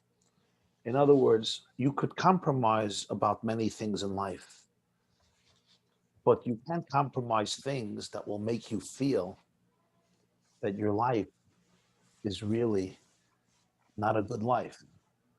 So it's important to compromise about things. We all have to compromise, by the way. No situation, no person is perfect. But you don't want to compromise on things that are really dear to you and really matter to you. In other words, I can compromise on dreams that may have been grand and amazing and stupendous. And maybe some of those dreams can't be realized. Okay. But I can't compromise on things that matter to me in terms of my values. What's going to make my home a home that I can be proud of? What's going to be make my family a family that I feel comfortable with? What type of lifestyle we're going to live? So those things you have to really ask yourself, if those things are really important to you as a person, you want to protect them. You cannot sacrifice yourself for the marriage where you don't exist anymore. So I think it's important to make a distinction between things that I would like and appreciate and they're part of my dreams, and maybe I want to compromise on them because of different situations. But you don't want to compromise on those things that are really intrinsic to you and really matter very deeply to you. And it's important to be able to communicate that. And you have to have a certain clarity about that. And you probably, I assume, have a clarity about that in terms of what are those values that really mean a lot to you. And for you, not having them will really make life so much more difficult, so much less endearing and sweet. Okay, Rabbi YY. Let's cover this question. While dating, I often think, what if a person is not really who he seems to be? What if he seems to be a nice guy, but he really isn't? I guess it's because I know some people like that who appear one way, but aren't who they really seem to be. Once you get to know them better. As a result of this, I date very cautiously. I know most people are inherently good, but how can I ensure I don't end up with one of those who aren't? Good thinking, young woman. Yes. Sometimes people end up in a marriage. I'm so sorry to say this, and then the marriage doesn't work out, and the obnoxiousness and the rude behavior is sometimes mind-staggering. I always beg couples. I know it's not our topic tonight, but I always say, even if you guys are going to drift away, Menschlichkeit, just Menschlichkeit. Humanness. Don't use knives and spears and daggers and bring in kids and use them as missiles. It simply staggers my mind that because of the anger of the husband towards the wife or the wife towards the husband, they'll kill each other and they'll destroy their children to take revenge. So it's so important to be able to be married to a mensch. And I say to you, these are the real things you want to look at. You want to look at a person's midos, their yiras shamayim, and their menschlichkeit. And if you need more time to check it out, find out. And also it's important to do research. And how do you do research? You don't call his best friends who don't know you. You have to call people who are closer to your family than to his family, maybe, and really try to find out a lot about this person, you know, his relationships with his teachers, his relationships with his friends, with his peers, with his colleagues, with his chavrusas, with his chaverim, you know, his parents. Maybe it's sometimes, I have here a neighbor in Muncie, she told me and my wife, she said, I don't let my daughter date anybody until the son does not come to my house and he has a meal here and I have to meet him and I have to verbring with his father and his mother, and then I allow them to date. So I don't know if that's practical for every situation, but I like this mother, she had the confidence, you know, I got to make sure that this guy is a menschlich person, you know, he knows how to relate to people. And, you know, women have bina yisera nitna be'isha, they have a sense of smell, especially an experienced Jewish mother and grandmother. She happens to be quite healthy and confident with herself. But these are important things. Do what you have to do to be able to make sure that he is kind, he is flexible, he's a person you can talk to, he's a person who's ready to compromise, he's a person who's menschlich. These are important things. First of all, to have a great marriage, you want a kind person. You need a person who could compromise. A person who, even if there are disagreements and even if there are fights and even there are disputes, this is a good person to fight with. This is a good, this is the person you want to debate with. Right, Rabbi YY, gewaldig. Okay, let's go to the live question. You're on. Hi, I'm 18 years old and I'm about tshuva. And right now back then, lots of stuff happened. And here I am, I'm 18.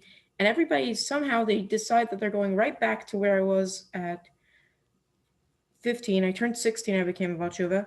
They keep bringing up my past and I'm Hasidish. So in that world, being about tshuva is like, how do you deal with that? And then I have another question on if you went through mental illness, do you have to actually say it? Because most people say don't say it at all, hide all the information, everything. And I'm like, I don't know. Miriam, you're a special girl. It's a privilege and a pleasure to have you with us on the program, and thank you for sharing so honestly and candidly. What I want to say to you is, and it really relates to everybody, but especially relates to you, and I think you're a shining example of this. You became a Balas Tshuva at 16 years old. This was not a mistake. Hashem planted you in a specific family. He planted every one of us in the families that we are in, so that you should go on your journey, and you came to discover Yiddishkeit on your own, like Avram Avinu. You're like Avram Avinu. Avram Avinu didn't have a Jewish education with Torah. He grew up by Terach. And his mother Amaslai, and the Gemara describes it wasn't, Terach was Terach. And he discovered Hashem from within himself, and that's what you did. So you are an extraordinary person, extraordinary soul, and you deserve, and you're going to get an extraordinary man. And people who come to you and mention the fact that you're a Baal Tshuva, you have to see it as a badge of honor. And you tell them, yeah, I'm a Baal Tshuva, which means I have a real relationship with God. I'm not an FFB. I'm not fablonget from birth. That was a joke. Maybe not. I have a real relationship with God, and I need a boy who's going to appreciate that. And I am sure, I know, that there are quite many young men who appreciate precisely that. In fact, I was not long ago at an engagement party of a girl who came from a very, very Hasidic family. But I have to tell this to you. She is unbelievably genuine. And after dating people who grew up from for a while, she said, I think I need a Baal Tshuva. I need somebody that their journey towards Yiddishkeit is just very deep and authentic. Not chas v'shalom to say that people who grew up from don't have a deep relationship, but there's something about a Baal Tshuva. They had to fight with their Yiddishkeit. And she just got engaged to a Baltruva family because she needed that type of boy. And I think it's a badge of honor. You have to tell people, don't be embarrassed, Miriam. This was the hashgacha of the Rebbeinu Shalom. Say, yeah, I am this type of girl. I need somebody who's going to appreciate me, what I could bring to the table, and what they can bring to the table. In terms of mental illness, a very important question. So I'll tell you what I heard from Harav Hagon Reb David Cohen Shlita from Gvul Yavitz, one of the great poskim in America in Flatbush. And we were together at a Shabbaton, and somebody brought up these types of questions. When do you reveal these things? To completely hide it, I don't think it makes sense. How can you hide such important things from the other person? Would you want that to be done to your daughter, to your son? And imagine my son or my daughter is dating somebody and they hide all the information. I don't understand that. I cannot see how in good conscience anybody can tolerate that. So I am very proud of your sensitivity to that. But what he said was that sometimes certain things, if you bring it up in the beginning, there's no chance for a date. So he said after 3 or 4 dates, when there is already some connection and some chemistry, you bring it up. So now there's at least hope that he or she might say, you know what? I really like this person and I want to do more research. I'm going to speak to the doctor, speak to the psychiatrist, I'll speak to the psychologist, find out the details, and then he'll make a decision. Or she'll make a decision. I want to continue, I don't want to continue. That's usually the advice given by some of the great authorities. Roy, somebody just texted, I just sent it to Miriam, a person that deals with people that are Hasidish about Shuvas, and she does Okay, great. Just gave some information. See that? By the way, Shidduchim came out from these programs. You just know, Kavra, that just coming onto the Zoom, people always say they're looking for Zgulas. One of the Zgulas we should put in up, near the mikvahs and near the cholents, and this is coming on to the Coach Menachem Asher Parnas Zoom. Yes, we've had a lot of interesting stories, a lot of crazy Especially stories. if you come live, then there's a lot of networking and this. Okay, there's a lot of people texting. I just want to cover this topic. It's a chizik topic. A lot of people saying for months and months they're not getting rid of any shidduchim, no dates, whether they're younger, whether they're older singles. And how do they get the chizik to not get into depression just months and months where the phone does not ring? Gewaltige Shaila. Tired and Maidlach, tired and Neshamas. So first of all, I just want to say that I'm sorry and I empathize. It's very difficult. It's emotionally draining. Sometimes you feel like you don't want to wake up in the morning, or you don't have what to wake up in the morning for, and you see other people in your classes already married and having babies. It's very, very difficult. And it's important to acknowledge the emotion, to feel it.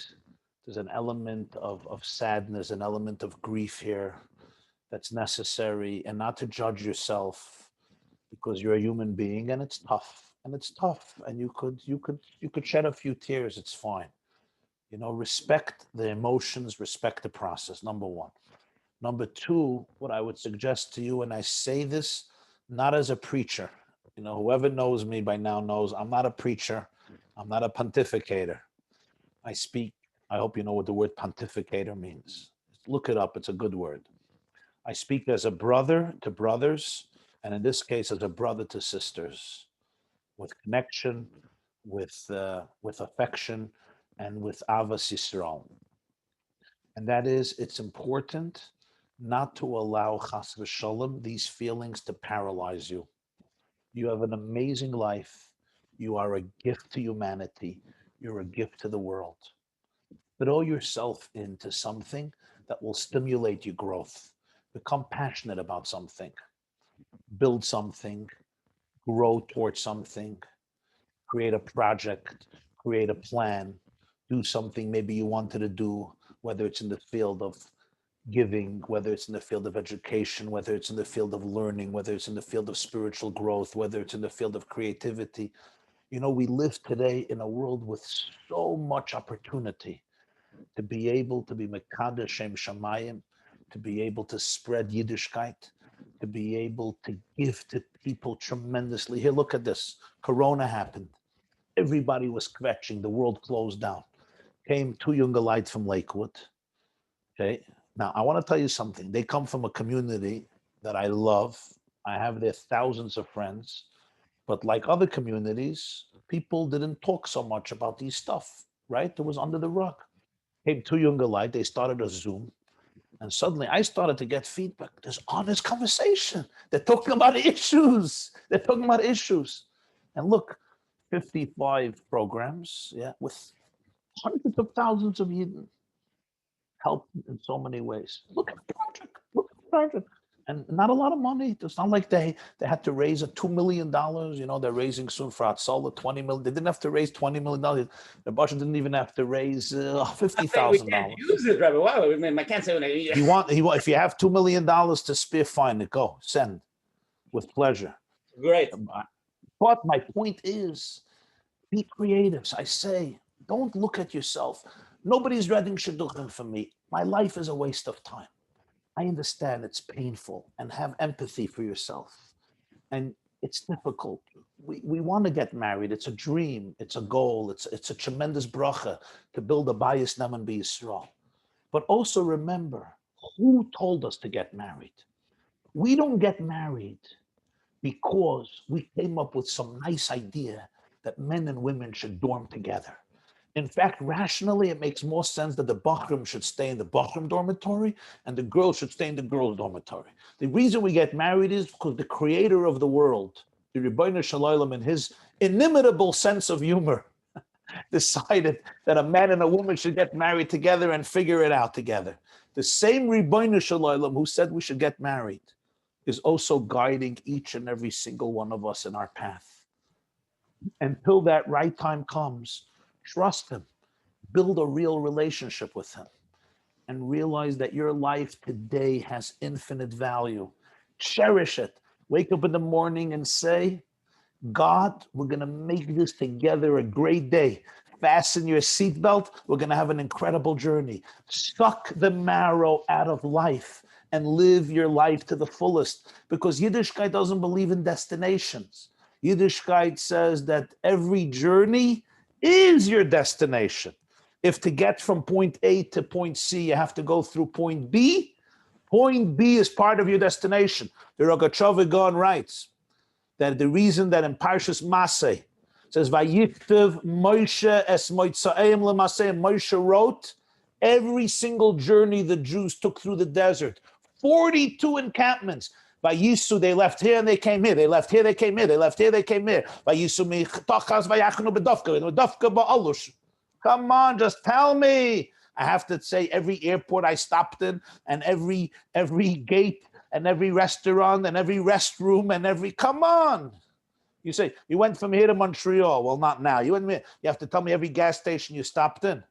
Yeah, Moshe was saying, every stop on the way to get to your destination is also a destination. It's part of your purpose.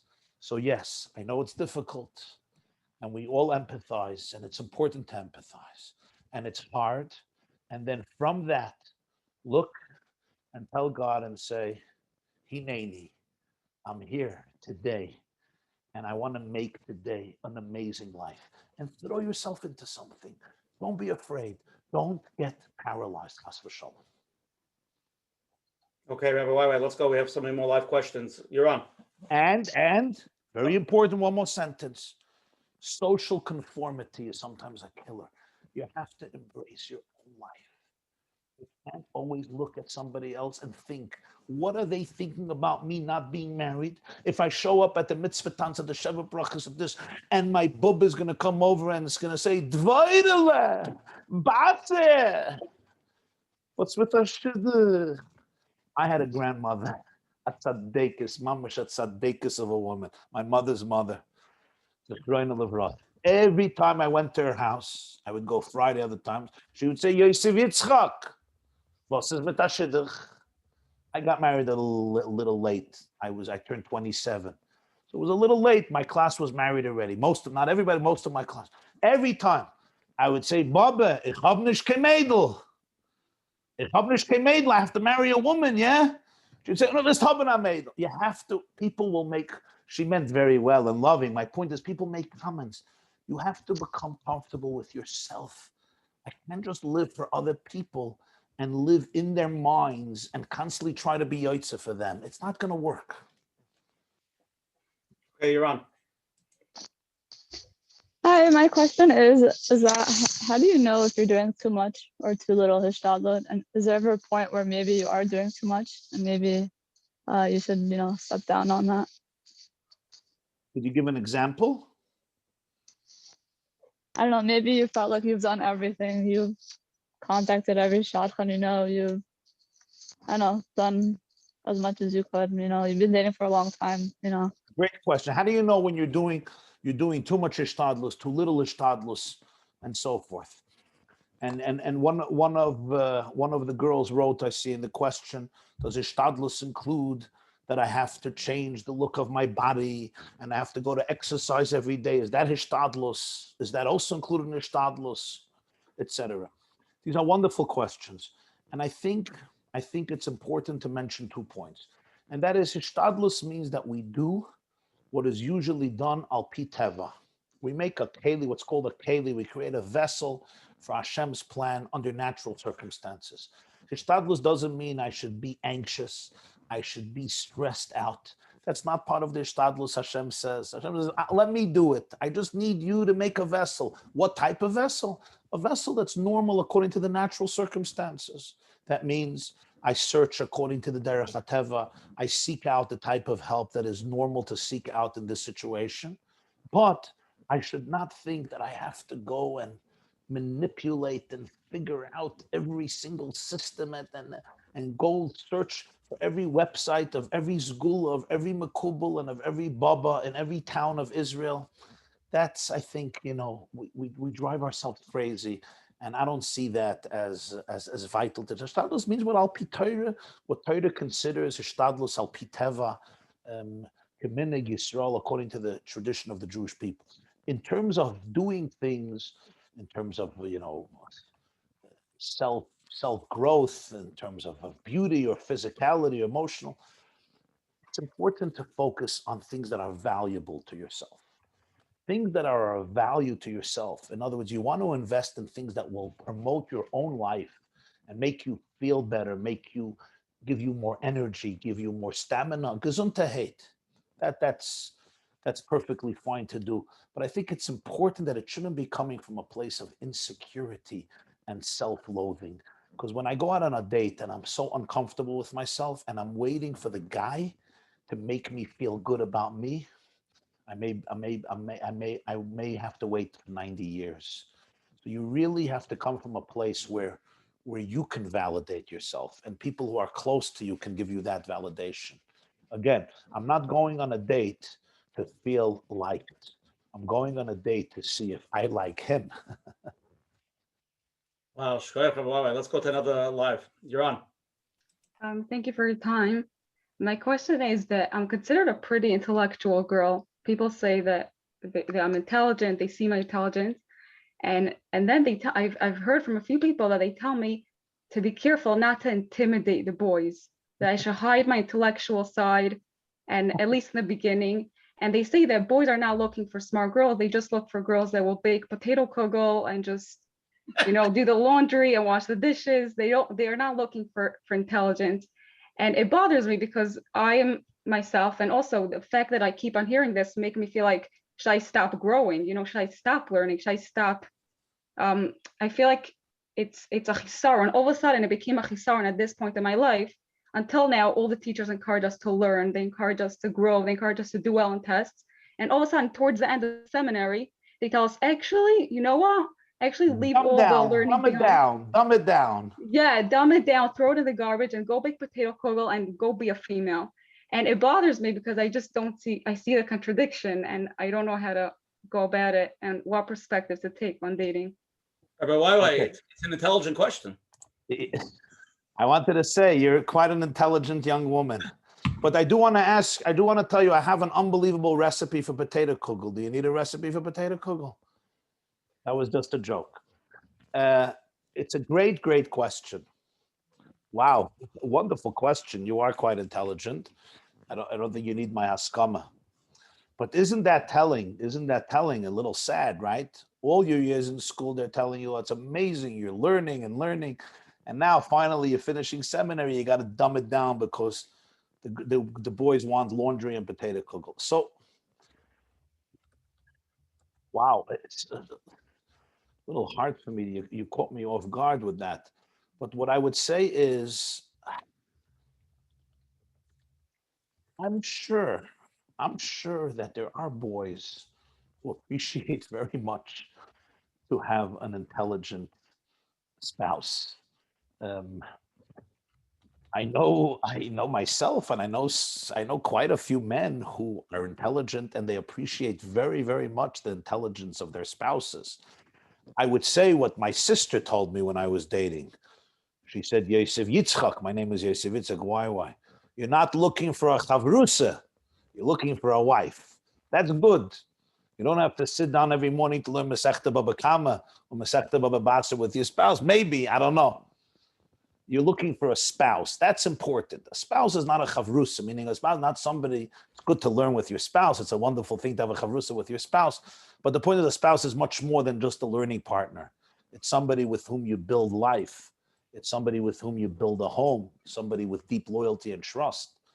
But I think an intelligent young man would cherish the opportunity to have an intelligent young woman to be able to shmuas, converse, bond, connect. So it's actually a little startling to me to say that none of the intelligent boys want intelligent girls. All they want is lakshan kugel and potato kugel and laundry. Maybe there's a certain amount of people like that, but I am sure that there are very fine young men who will cherish your intelligence and not be intimidated at all. They will appreciate it. So I don't think you should dumb it down, and I don't think you should stop growing.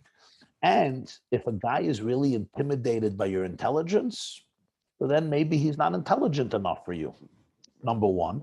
And number two, maybe what they're referring to is something else. And this, I'm not saying, I'm just asking.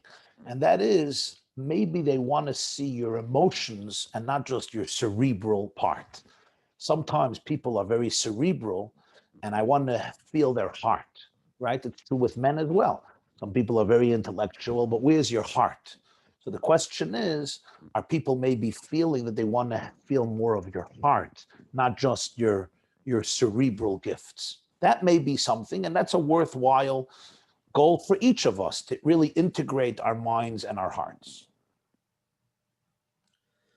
There's a question over here from a girl that went out a while ago and it didn't work out. And now she's thinking about it. She would want to revisit if it's a good idea. Wow, that's a very interesting question.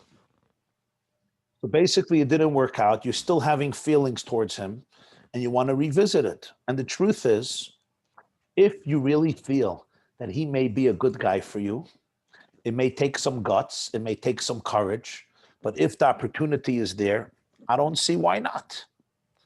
You know, if he may be interested, or you have a way of making him interested, and you really feel this is good for you, I think that's fine. I don't see why not. I know a situation happened not long ago here in my neighborhood where there was a fellow and he met this young woman, and it did not work out, or so they thought. But he decided that he really, really wants her. And he really pursued her.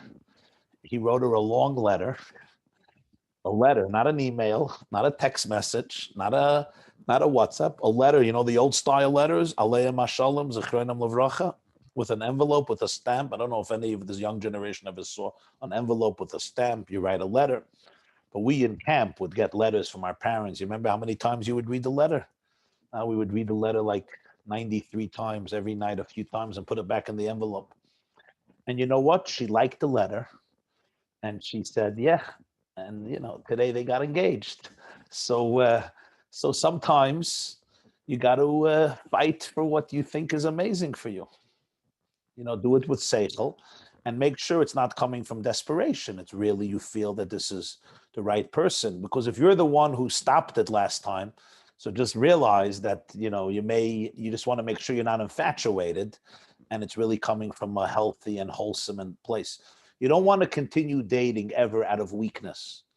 You want to always date and get engaged and get married from a place of strength and empowerment. In other words, whenever I make a decision from a place of weakness, I'm very vulnerable, I'm very weak, I need validation, I just need somebody to be near me. You have to be very careful because you're not shining fully.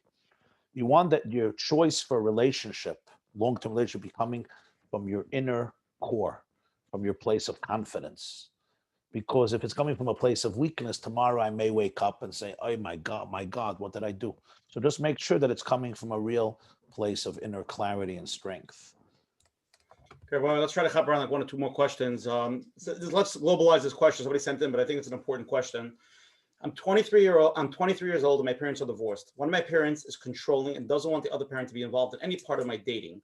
What should I do? So let's globalize that. Forget, just in general, when you have two parents that one is more like telling you to do something and don't listen to the other one, and you're already a big girl, you're dating, how to deal with that, how to navigate something like that. Excellent question. But I think you gave the answer. You said you're 23 years old. When you're 23 years old, you're an adult, to put it simply. And I think in very respectful ways, if you cherish the advice and the input of that other parent, I think in very respectful and kind ways, you can share with this parent and say, I understand that there are issues between you, your marriage didn't work out, but for me, this is my mother, this is my father. And I would really like their input. I would really cherish their input. So please, respect those boundaries. And I think it's important, again, to state it respectfully. That's number one. Number two, the question is, I don't know the dynamics, but does the other parent have to know about the input you're getting from this parent? Maybe it's not a mitzvah to go back and say, oh, your ex or mama, your tati said so-and-so. Maybe that could be more private. In other words, try to see if you could figure out a way where it doesn't interfere in the dynamics of the divorce. But generally speaking, if that cannot be done, I think it's anyway important for you to make that decision based on what you need. In Hilchus and Shulchan Aruch, there's the laws of respecting a father and mother. And it says over there, if a father tells somebody, I don't want you to marry this person, I don't have to listen. It may be good advice to listen, especially if my father loves me and is an intelligent guy and he knows what's good for me. But halachically, respecting parents doesn't mean that I have to marry the person they want me to marry. It means I have to respect them in what they need, but not in them telling me what I should do with my marriage. So it's very important to understand those boundaries. We have to respect our parents, but you are the one who has to decide who to marry. And you're the one who's entitled to ask advice from the people that you want to ask. Imagine if your parent tells you, I don't like this person who you consult with, but maybe this person you love and they're helping you. Now, here is just an important qualification, and that is if your parent is telling you something rational that may be true. In other words, if maybe you're involved with you're getting advice from somebody who may be steering you in the wrong direction, so that you should consider that. But let's make sure it's that, and still you have to feel it out and make sure it's true. It's not just coming from the vendetta that he has against your mother or she has against your father. So if they're saying something rational where really this person is steering you in the wrong direction, okay, that's something to consider. Maybe you need to speak to a third party who's more objective and figure out what's the right thing for you. But don't be intimidated by these things. You have to really embrace where you are and get the right support that will help you in your journey based on what's good for you. Okay, It's Rabbi, your marriage. It's not your parents' marriage. let's just add up with the last question. Somebody just texted. I think it's a great question. We'll end with that. Then we'll go to closing, Rabbi YY. What if you, as a girl, has a different view on what she wants to marry than her parents? If you, as a girl, have different views than what? If the person who's asking, what if a girl has a different view on who she wants to marry than what her parents wanted to marry?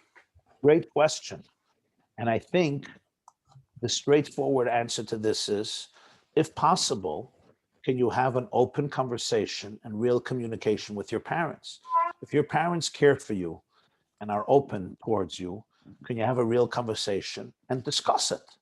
And I say to the parents, discuss it with her.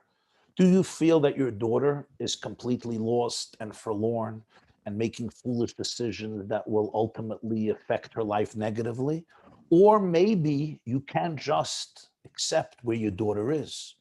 That's a question to parents. Sometimes I turn my daughter into somebody she's not. I wanted my daughter to be somebody else, but she's not. You have to accept who your daughter is. Now I say to the girl, are your parents telling you things that are really important for you to hear, even if you don't like them, because they're challenging you to really look into this shidduch and not make a detrimental decision for you? Then you have to listen to them. You want to listen to them. Or maybe your parents really are clueless and don't get it. So these are important questions. Don't just dismiss or accept everything your parents say. Maybe what they're saying is unbelievably valid and it's just challenging you, so you don't want to hear it because maybe you're infatuated or you have a crush or you're desperate or you don't like yourself or you're surrendering your standards. So listen to them. Or maybe not. Maybe they're really not on the same page and they're not ready to listen. And then you have to trust yourself more. So I'm just telling both sides to really challenge yourself and make sure that you're clinging to your ideals here is again coming from a place of authenticity, from a place of inner empowerment and clarity, and not from a place of escaping your own fears and insecurities, which may come back to haunt you. Sometimes you may need another person to help mediate, somebody else to consult, because parents are sometimes very emotionally involved.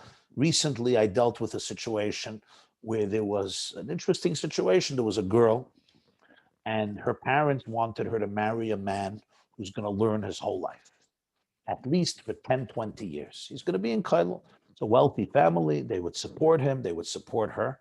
That's what they wanted. Okay? And she was dating these boys, and it wasn't working. It wasn't working. The guy came to me, and he tells me the story, and he says, I know this family. I want to date her, but I'm in business. He was already in business before his dating. But the father will not agree for her to date me because the father says she wants a boy who's going to learn. But he tells me that she told him once at a Shabbos meal or something that she doesn't want that. And he asked me what to do. And I suggested it's so important for her to have an open conversation with her parents and really articulate what are her ideals in life? What does she want? What is important for her? It's so important to have that type of communication. And then the parents and the daughter, if they're normal, healthy people, there could be a give and take. And ultimately, they can reach a space of respect. If this is who my daughter is, you can't reshape your daughter now in the image of what you want. It's so important to understand that different people have different needs and different desires, and we really have to respect it. Well, The end of the story is they're engaged today, and they're very happily married as well. Rabbi, could we take one more question? Sure. We're closing. Okay, you're on. Hi, I just wanted to say thank you to Rabbi YY Jacobson for taking the time, especially when this is the third session, talking about dating, whether it's for the boys or for the girls. I happen to be an older single girl. I've been on the dating scene for many, many years. And sometimes these shadchanim read shiduchim, and I ask them for information on the boy, and they say, what does it make a difference? Just go out with the guy and you'll see for yourself. But I've been on the scene for many, many years, and I say to myself, I need to know some info. Am I wrong for asking that? Okay, thank you, Peril. And I think that you're not wrong. I think it's a fair question. Before I go out with somebody, it takes time, it takes energy, it takes mental space, it takes preparation, it takes emotional preparation. You want to know some basic stuff. So I don't see it as a wrong question. I mean, I can understand the shadchan telling me or telling you that it's impossible to know everything, and maybe they can't give you, a full detailed report, but some basic components about the person's life, I think it's fair to communicate to somebody. I mean, that's how I see it. Okay. Sometimes they tell you that you're an older single girl, just go out with the person. You'll figure it out. You're an older single girl, okay, but you deserve the dignity, right, of just knowing some. I wish basic Rabbi stuff YY about the you would person. talk to some of these. I wish Rabbi YY you would talk to some of these shadchanim. Maybe they would understand. because a lot of them don't. Well, I'm sorry to hear. It's hard to judge without hearing. I don't like to judge ever without hearing the other side. But what I would just add here, just a general comment, and that is we have close to 1,000 people on, and we have among the Jewish people the brightest, the most intelligent, creme de la creme, the best, the kindest, and the sweetest. And I think we live in a time of grassroots initiatives. There was a time when people waited for all the initiatives to come from the top. Today, we live in a time where it's a grassroots generation. In Kabbalah, it's called Isarusa de Lasata, the Hisairus from below, Or Chayzer. And I think with all of our minds, a lot of you are extremely creative people. I think we could come up with a lot of new great ideas of how to enhance, make the shidduch process better, help older singles meet people from both genders, and generally, just help many people who are struggling, who are longing, who are waiting. Just create a process that may be more effective, easier, smoother, more respectful, more dignified. And don't wait till you get the endorsement of every great person in Klal Yisrael, but rather if it's something good and you have a good mentor to guide you, go for it. And create projects, of course, always consist. You have to have a rav, a mentor that guides you, that it should be according to halacha and based on Yiras Shamayim and the Ratzon Hashem. But I think it's important for people to think. We started, the first question was about out of the box. It's important for people to think out of the box, initiate projects, initiate ideas. I'm sure some people will come up with great things that can help a lot of people. And even if it can help 5 people, helping one soul is already helping a world. But thank you very much, Peril, for your question. And I'm sorry for all the pain. I'm sorry. I mean, I think that every person deserves dignity, no matter the age and no matter the condition, no matter how many times they dated, if they dated 90 times. Wow, Shkoyach, Rabbi YY. We're going to go to closing now. It was a Murray Shir. Again, I want to give a special thanks to Rabbi YY. I just want everybody to know, all the people that are here tonight, these dating series 3 times. This is Rabbi YY's initiative. He felt there was a tremendous need to bring up the topic, discuss all the things we discussed tonight, and there's so much more. We really, I have papers over here. I need to make another order from Staples. I'm out of paper. But it was a tremendous series. I think we have to get into it. And again, for all those, I have just about 3 pages of divorce, remarried questions. Rabbi YY said on May 23rd, that Sunday, we're going to be discussing, life after divorce, that whole parsha, divorce parsha, children, and the remarriage part, which is really needs probably more than one session. But we'll start May 23rd, and it's going to be an amazing session. Anybody that's here tonight that that sent me those questions, we did not ignore them. They're going to be part of them, and please tell everybody about it. And I want to tell the last person that was just on that there are a lot of shadchanim here tonight, and the shir will be heard by thousands and thousands of people. So I'm happy you said that, and let them get that message that everybody deserves to get information 100%. Again, tonight's show was sponsored by Klein's Ice Cream. Ari Klein, big fan of Rabbi YY and the Shirim. We're a big fan of his Milchadika ice cream, the chocolate with the vanilla. The one that has 5,000 calories. Those are our favorites. Rabbi Klein for always sponsoring Rabbi YY on our platform. Again, for everybody who's the first time here, every Sunday night we have a shir at 10 p.m. Different topics. Some are not negated to everybody, but please try to come on again. And let people know about it. It's a tremendous chesed when somebody finds a shiurim that they need or they're looking for. Really, I've heard tremendous things. Again, this coming Sunday, 425, we're going to have one of the big gedolim, Reb Shalom Kamenetsky, the Rosh Hashiva of Philadelphia. We're discussing how to take our marriages to the next level, how to achieve the vekis neshamas. Should be an amazing program. Look forward. Please tell everybody to join. Again, everything tonight is recorded, and it's going to be on www.menachembernfeld.com. It's going to be on Rabbi YY's site, the yeshiva.net. It's going to be on his YouTube channels. If anybody has any questions, please email coachmenachem@gmail.com. Again, tonight's shir is shir number 51. If anybody wants to listen to it on the telephone, the phone number is 848-777-GROW. That's 848-777-GROW. Again, a special thank you to all our advertising sponsors, Lakewood Scoop, Rabbi YY from Chazak, Chayla Kaufman, Shul Sommer from JCN, Mrs. Mika Sofer from COL Live. And closing words for the whole series, Coach Menachem. Wow. the thank yous are coming in. Baruch Hashem, I want to thank everyone for coming. Rabbi Jacobson for giving your time, and I think it was very, very, very needed. And somehow we have to continue a place where people can come and listen, ask, so they can get a little guidance. I just want to end like we heard the whole time, that this is the journey of life, and we need to learn some skills. Like we discussed, open communication could be with the parents, sometimes when you're dating, and sometimes with yourself.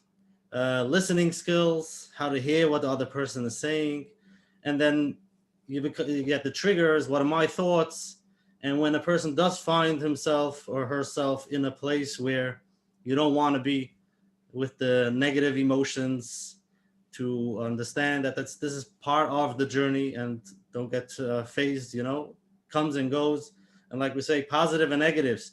If you want to continue feeling those positives, the negatives go along. So there are negatives and positives, like a roller coaster, it goes up and down, and a lot of people don't like it. They get burnt once and then, I don't want to try it again. But this is part of the journey. But one thing we have to do is make sure we take along Hashem wherever we go. Let him hold our hands and guide us, whatever it is. And we can always talk to him and ask him and daven to him in the Mitzvah Hashem. All over here that need a shidduchim Mitzvah Hashem, and all those that need, it should go easy. And Hashem should open our eyes. We should see what we need to see in Mitzvah Hashem. Amen, amen. Yes, Jacobson, after such a gewaldige series, give the oilam the chizuk, the inspiration. Let's go. Okay, first of all, I am really privileged and thrilled that this was such a amazing hatzlacha, be'ezer Hashem Yisbarach. I think whenever Jews get together to do good things and help each other, there is an incredible sayata deshmaya. We all see it. And I want to tell you something about life. The only people who don't get criticized are the people who do nothing. You hear, Asher? People who do nothing don't get criticized. People who do things, there's always negative feedback. It just means you're doing.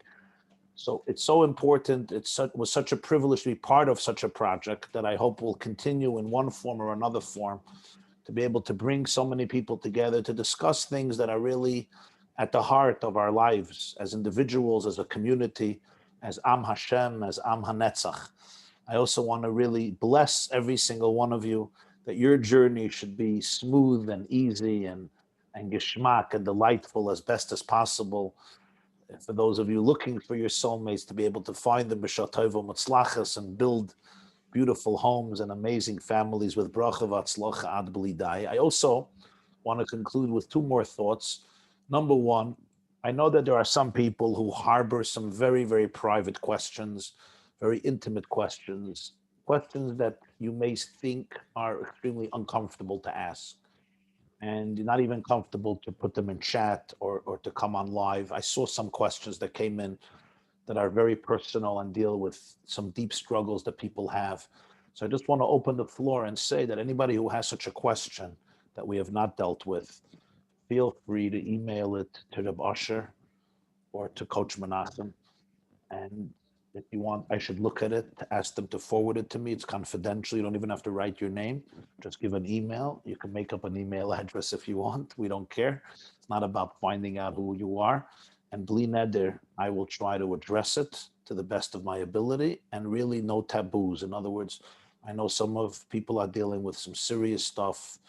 I'm not going to get graphic here, but you know what I'm talking about. And feel free. It's important to have somebody to speak to who will not judge you. And here you're dealing with a group of people who are not judgmental. I certainly work on myself not to be judgmental. It's actually not hard for me. When you're around the block a couple of times, you see that all judgment is ignorance. So it's not really hard not to be judgmental. But really, I want to open up the floor that anyone who has any question, you could pass it on to Reb Asher, Coach Menachem. If you want it forwarded to me, they'll forward it to me, and I will bli neder respond to you. The last thing I want to share with you is just I think such an important tidbit on life that helps me, and I think it can help all of us. That is, we live today in an incredible generation. Rabbi Kalish said this on Sunday. He said it's a generation of openness and open communication. It used to be that there was a lot of dishonesty. Teenagers did not tell their parents what they were thinking. Youth did not tell their teachers what they were thinking. Today is a generation where everything is coming out in the open.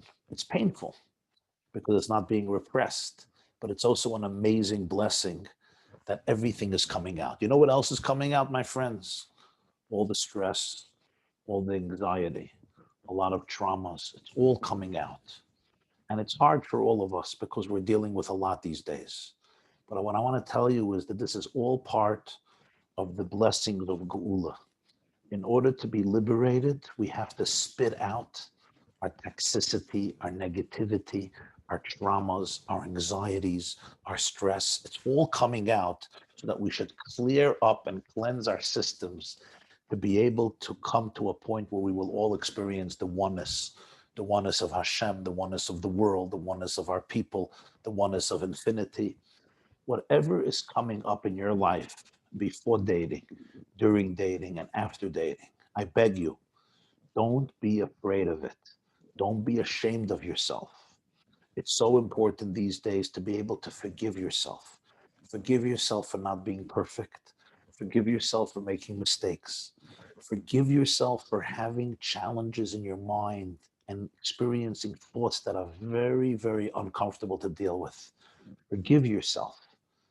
These are all things that are emerging in order to be able to help you come closer to your true self, which is infinite, divine, incredibly amazing and powerful. Hold on to your core. Hold on to the Ribbono Shel Olam. Remember who you are. Never ever forget who you are. And live life from that space, from that attitude. And then you will be able to conquer every challenge because you will know that you were not sold, you were sent. You're not a victim, chas v'shalom, you're not a loser. You were sent into this world with an amazing light. You're never, ever stuck. I want everybody to get rid of those words from our intellectual and mental vocabulary. I'm stuck. You're not stuck. You're not stuck. You're a piece of Hashem. Hashem is not stuck. You're not stuck. You were sent into a difficult world. You were sent into a difficult challenge to bring light into that place. But you're never, ever stuck. At your core, you are eternally free. Thank you very much. Chazak, chazak, v'nis chazek. Amen. Rabbi YY. Thank you, Coach Menachem. We'll see you on Sunday, 10 o'clock, same time, same place. Gracias, Rabbi YY. We love you. Love you too. Bye-bye. Oh, yeah.